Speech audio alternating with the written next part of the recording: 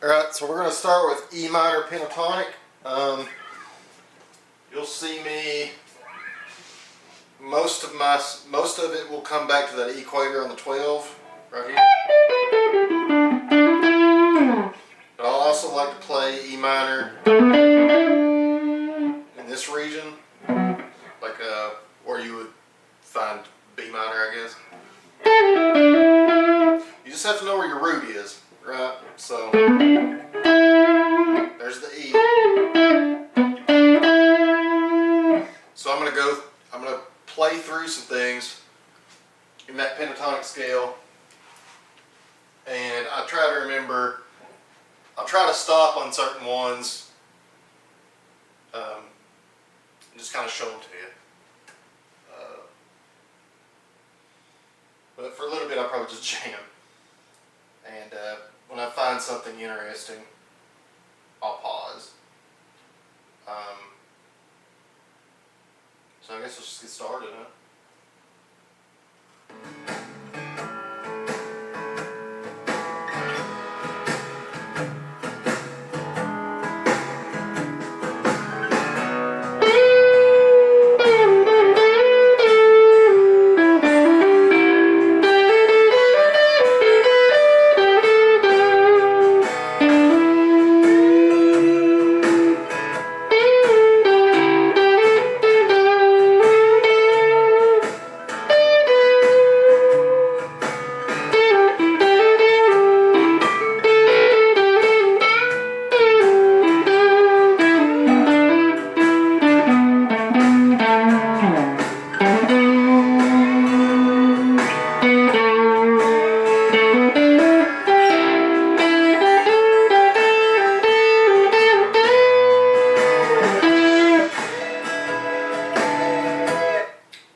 So first I would say, learn how to control a bend, because that's gotten most of my sound out.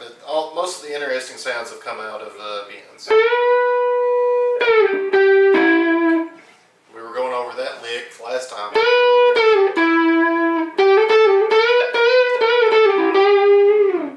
And you can stop right there too,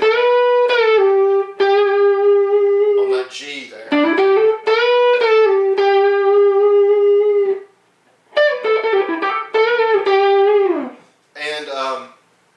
Sometimes you'd want to stop. So anytime I come back to that root, that is, oh shoot, what do you call it? It's when you complete the lick. What's it called? You know what I'm talking about? Resolve. You've resolved it. That's you'll come back to the E to resolve it, right?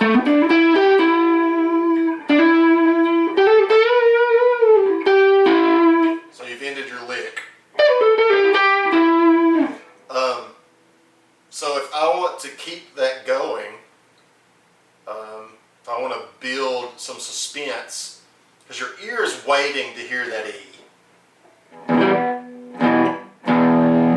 So, play an E major, but it's waiting for that. So if I avoid that,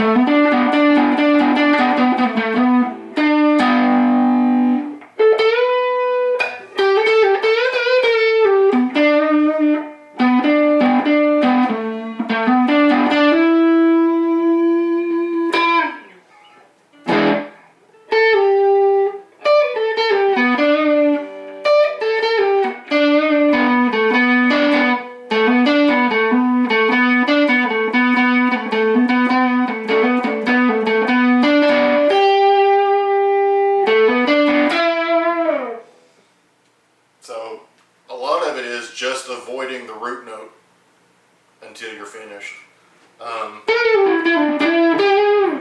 Now, when you're first starting, it's probably, it's kind of nice to hit that root note a little more often, because it kind of keeps your ear based, if that makes sense.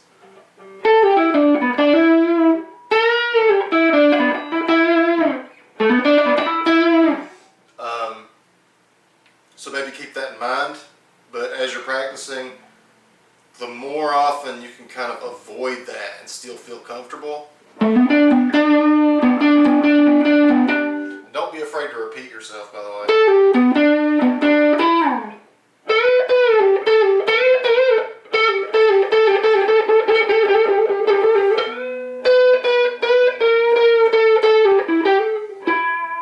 You can always ride the bends, make them cry.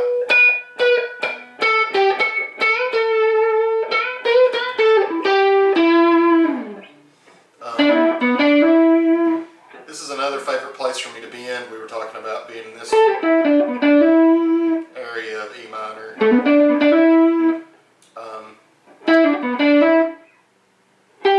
So there's your G.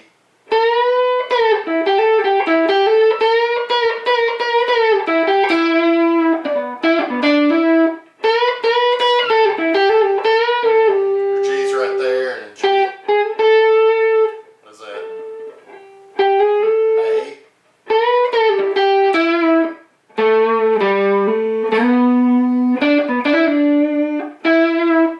No, it's not A. Maybe it is. What is that? B. Yeah, it's an A. Okay.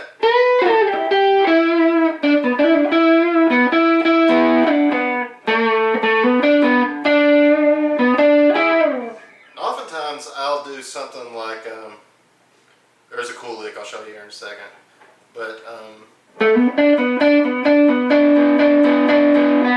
like if I go from, if I'm staying on the same string with that, and I move my pointer finger down to the, or up to the next string, to the third string, say, then I might hold that for a second and get a little, just hit on both.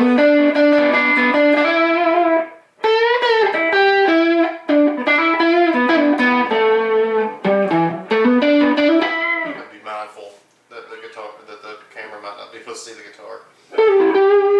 So I'll continue playing this and see where it goes.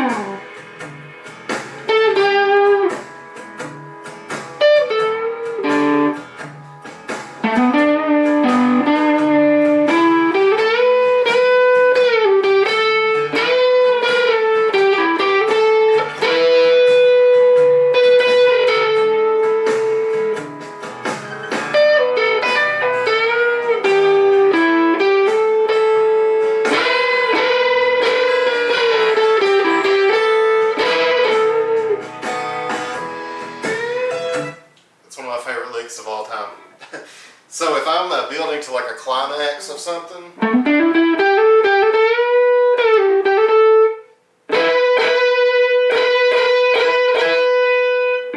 that brings out a lot of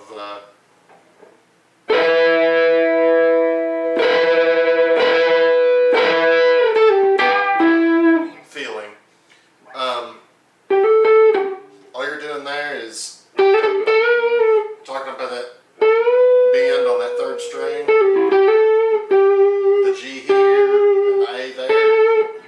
So if I bend that, that's a pretty good bend. I know I've told you to use all three fingers But if you use these two fingers to bend that string, and then use your pointer finger to come down to this B right here, and then just hit on both, but bend with these two fingers. Leave this one down, and bend these two up. So, and hit them both at the same time.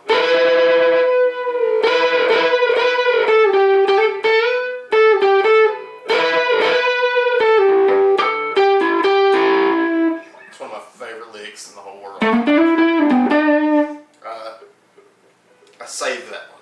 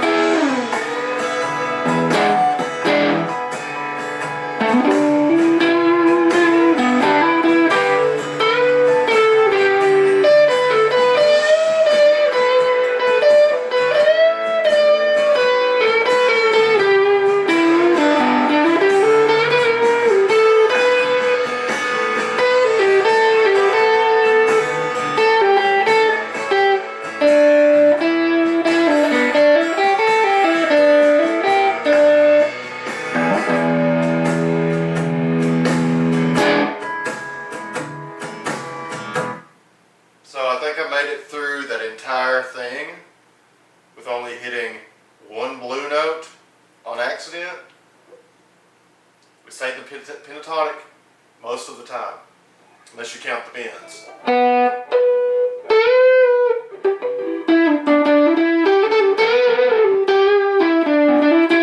And that's the beauty of the pentatonic scale, right? Is you can simply use your bends to hit most, if not all, of those blue notes. So, if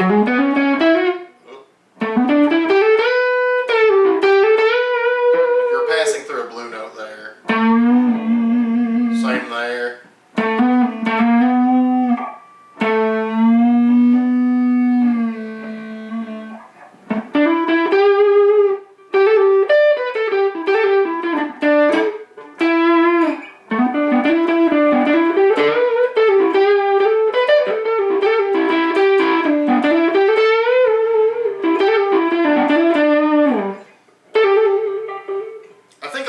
Stuff comes from basically what would be like a trill, but I'm moving around it.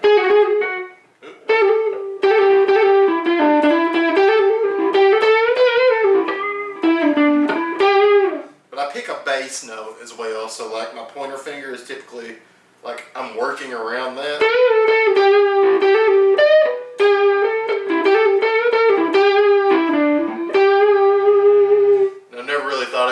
But I'll typically kind of use my pointer finger as my bass to kind of come back to that.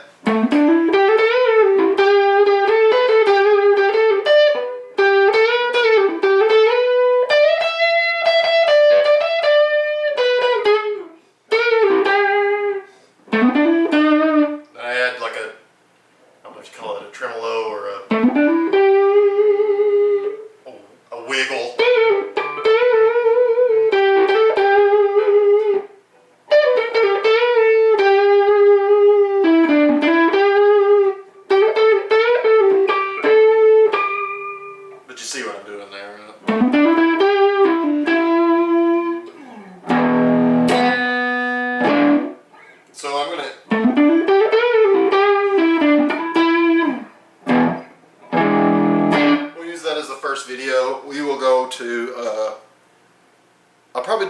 major harmonic next. We're going to go over minor harmonics too. But we'll have to find two very different songs for that. So, on to the next one after I check my phone because I'm being blown to smithereens.